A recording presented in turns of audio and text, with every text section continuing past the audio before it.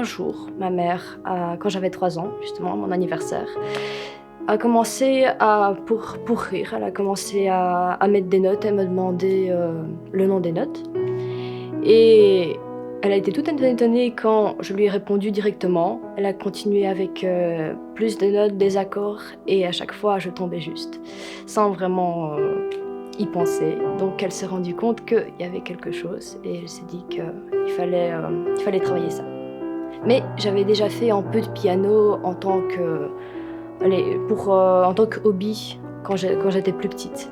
J'ai commencé le piano à 3 ans avec une prof particulière qui m'a guidée jusqu'à la chapelle Reine-Élisabeth. Elle m'a présentée au directeur, j'ai passé un examen et à 8 ans, ils étaient un peu surpris de me voir arriver, mais au final, ça m'a donné une très bonne expérience qui m'a guidée jusqu'au Conservatoire royal de Bruxelles, où j'ai passé 6 ans en jeune talent et j'y suis toujours, mais maintenant en bachelier 2.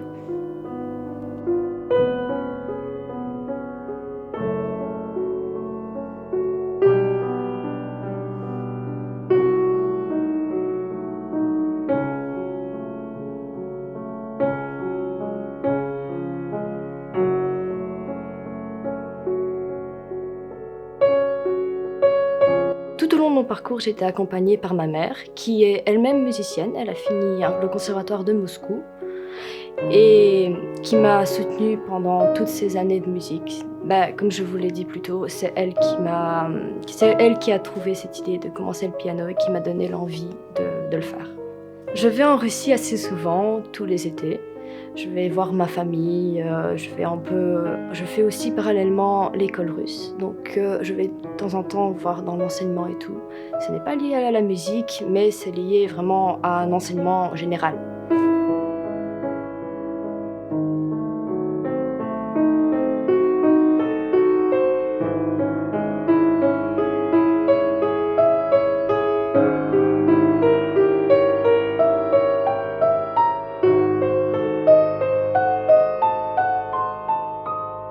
La musique en général, elle m'apporte vraiment du bien, elle me fait du bien. C'est comme du yoga pour certains. Pour certains, il faut du yoga. Pour moi, il faut de la musique. Et peu importe, que ce soit du piano, que ce soit de la musique classique, que ce soit du rock, que ce soit du métal, peu importe. Voilà, j'ai vraiment des goûts variés de ce côté-là.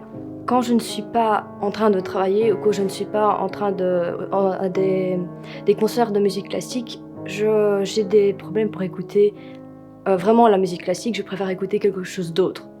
Absolument le contraire.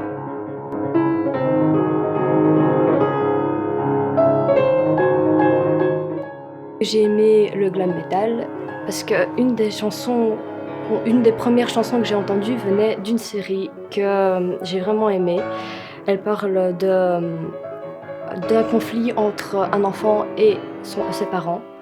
Et les parents l'obligeaient à chaque fois. Il était justement musicien et ils étaient très exigeants. Ils demandaient vraiment le maximum. Ils poussaient à bout justement le jeune homme. Et à un moment, il s'est complètement libéré de ça. Il s'est libéré de ce qu'il faisait. Il est parti dans un autre univers de la musique qui était justement le métal. Et voilà, j'ai trouvé ça super comme projet d'animation.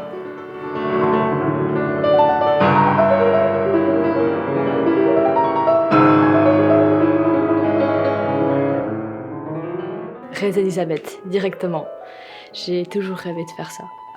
J'aurais dit que c'est un rêve pour beaucoup de musiciens classiques et j'ai envie de le faire aussi. C'est un concours très sélectif. Il n'y en a que 6 dans tout le monde de ce genre de concours-là. Et tous les musiciens de différents pays viennent se rejoindre ici. Je trouve ça super.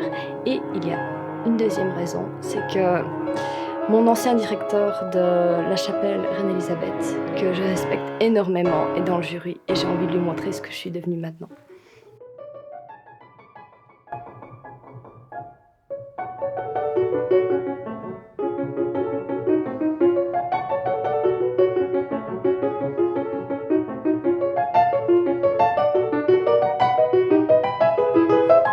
je vois beaucoup de gens, surtout dans mon entourage, qui est là: «Oui, la musique classique, ça ne sert à rien pour le moment, mais pourquoi est-ce qu'on doit aller au concert alors qu'on pourrait télécharger la musique?»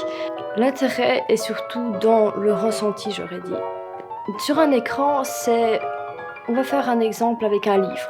Si vous prenez un livre électronique, vous n'avez pas le sentiment d'avoir le livre en main. Pour les gens qui aiment, on ne sait pas tourner les pages, on ne sait pas y toucher et tout. C'est pareil ici. Si vous regardez par écran, vous n'avez pas le sentiment d'être là. On n'a pas le sentiment d'être au concert, on n'a pas l'ambiance, on ne sent pas la même chose.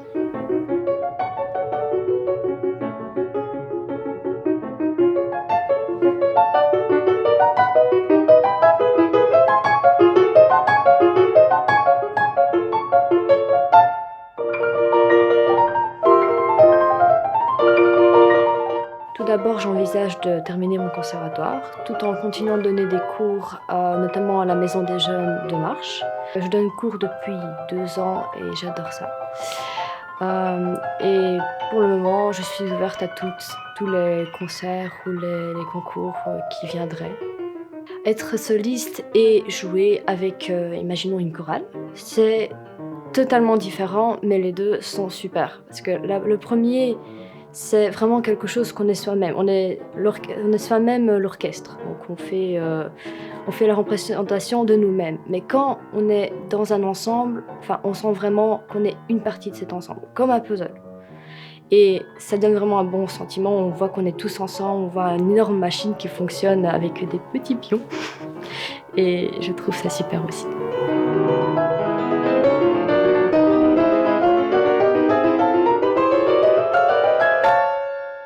Au niveau de l'apprentissage, je vais partir là-dessus.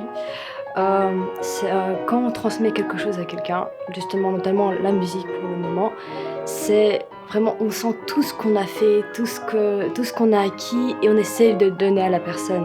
Et on est content parce qu'on voit, surtout quand ça marche, on est content, on voit que la personne a le même feeling qu'on a. Donc c'est pas la même chose que ce qu'on a en concert quand on essaie de faire passer aux gens, mais c'est aussi super.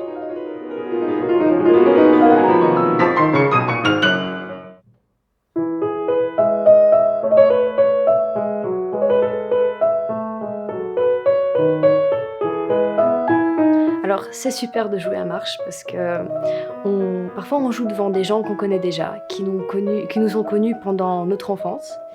Et c'est super parce qu'on peut leur montrer, regardez, voilà, je fais ça et ça. Et vous m'avez vu comme ça, maintenant j'ai grandi, je joue beaucoup mieux, voilà. J'ai souvent une personne à qui je tiens beaucoup. C'est mon ancienne prof de latin qui vient à mes concerts. Chaque fois que j'ai un concert ici, elle vient me voir. Et elle m'a toujours soutenue pendant mes 6 ans de secondaire et je suis vraiment contente de l'avoir. Et jouer à marche, c'est une occasion de l'avoir aussi.